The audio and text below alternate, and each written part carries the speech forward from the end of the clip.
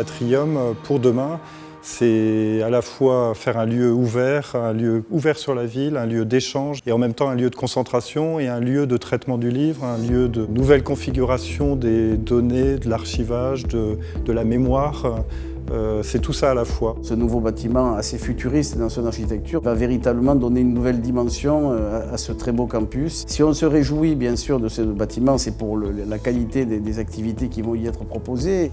Mais en tant que vice-président culture de la métropole, je suis particulièrement satisfait à l'idée de pouvoir collaborer autour d'un projet de médiathèque partagée et d'une accessibilité de ce bâtiment aux habitants du quartier également et de la ville de Montpellier et de la métropole de Montpellier. Voilà une image qui résume assez bien le projet. On va directement dans le hall de l'Atrium avec l'entrée de la bibliothèque universitaire.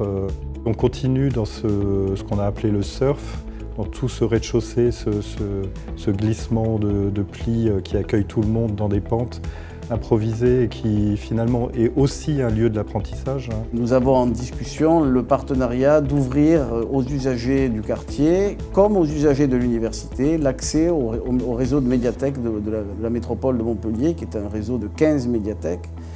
Et donc dans ce quartier nous n'avons pas de médiathèque et donc nous avons imaginé avec l'accord de l'université, du vice-président culture, de la présidente de l'université qu'il puisse y avoir des échanges de documents, des échanges de pratiques autour de la thématique culture, lecture, etc., qui permettront un rayonnement encore supérieur de cet équipement magnifique qui va être livré prochainement dans les prochains mois à l'université. On va monter dans les étages à travers le souffle, donc c'est un espèce d'atrium central qui a une grande respiration sur l'ensemble du projet.